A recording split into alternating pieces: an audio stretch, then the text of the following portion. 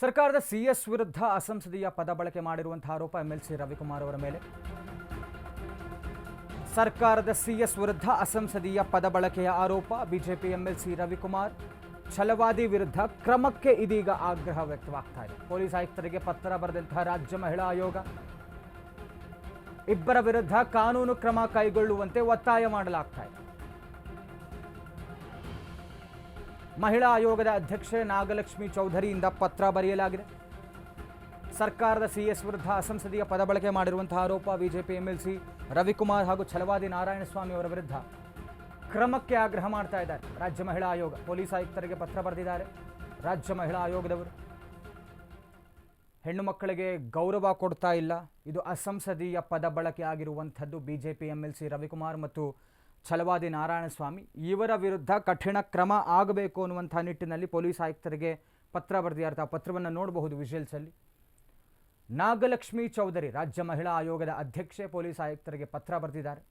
CS ವಿರುದ್ಧ ಬಳಸಿರುವಂತಹ ಅಸಂಸದೀಯ ಪದ ಈ ವಿಚಾರವಾಗಿ ಎಂಎಲ್ಸಿ ರವಿಕುಮಾರ್ ಮತ್ತು ಛಲವಾದಿ ನಾರಾಯಣಸ್ವಾಮಿ ಅವರನ್ನ ಈ ಕೂಡಲೇ ಬಂಧಿಸುವಂತಹ ಒಂದು ಕಠಿಣ ಕ್ರಮ ಬೇಕು ಅವರ ವಿರುದ್ಧ ಅಂತ ಆಗ್ರಹಿಸಿದ್ದಾರೆ. ಬಿಜೆಪಿ ಎಂಎಲ್ಸಿ ರವಿಕುಮಾರ್ ಒಂದಿಲ್ಲೊಂದು ವಿವಾದ ಮಾಡ್ಕೊಳ್ತಾನೆ.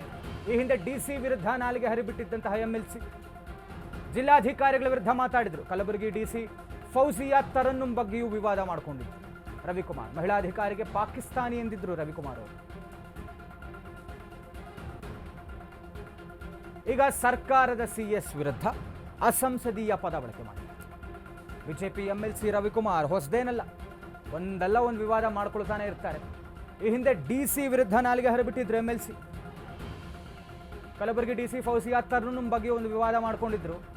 ಅವರನ್ನು ಪಾಕಿಸ್ತಾನಿ ಅನ್ನುವಂಥ ರೀತಿಯಲ್ಲಿ ಕರೆದು ಆಗಲೂ ಕೂಡ ಒಂದು ವಿವಾದ ಮಾಡಿಕೊಂಡಿದ್ರು. ಮಹಿಳಾಧಿಕಾರಿಗೆ ಪಾಕಿಸ್ತಾನಿ ಅಂತ ಹೇಳಿದರು ರವಿಕುಮಾರ್.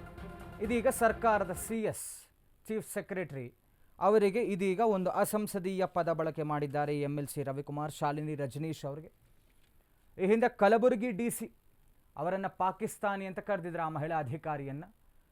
ಈ ಬಹುಶಃ ಇವರಿಗೆ ಪಾಪ ಈ ಥರದ ಅಭ್ಯಾಸವೋ ಅಥವಾ ಒಂದು ಪ್ರಚಾರ ಪ್ರಿಯತೆ ಏನೋ ಗೊತ್ತಿಲ್ಲ. ಪದೇ ಪದೇ ಈ ಥರದ ವಿವಾದಗಳನ್ನು ಮೈ ಮೇಲೆ ಎಳ್ಕೊಳ್ತಾ ಇರ್ತಾರೆ. ಪ್ರತಿಪಕ್ಷವಾಗಿ ಏನೋ ಒಂದು ಮಾಡೋಕ್ಕೆ ಹೋಗೋಣ, ಕಾಣಿಸ್ಕೊಳ್ಳೋಣ ಅನ್ನುವಂಥ ನಿಟ್ಟಿನಲ್ಲಿ ಈ ಹಿಂದೆ ಡಿಸಿ ವಿರುದ್ಧ ಒಂದು ಆಕ್ಷೇಪಾರ್ಹ ಪದ ಬಳಕೆ ಮಾಡಿದ್ರು.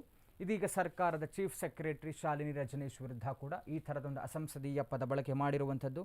ಈ ವಿಚಾರವಾಗಿ ರಾಜ್ಯ ಮಹಿಳಾ ಆಯೋಗ ಅವರಿಗೆ ಒತ್ತಾಯ ಮಾಡಿದೆ ಪೊಲೀಸ್ ಆಯುಕ್ತರಿಗೆ. ಇವರ ವಿರುದ್ಧ ಅಂದರೆ ಛಲವಾದಿ ನಾರಾಯಣಸ್ವಾಮಿ ಮತ್ತು ರವಿಕುಮಾರ್ ವಿರುದ್ಧ ಇಬ್ಬರ ಮೇಲೆಯೂ ಕೂಡ ಕಠಿಣವಾದಂಥ ಕ್ರಮ ಆಗಬೇಕು ಅಂತ ಪತ್ರವನ್ನು ಬರೆದು ಆಗ್ರಹಿಸಿದ್ದಾರೆ ರಾಜ್ಯ ಮಹಿಳಾ ಆಯೋಗದವರು.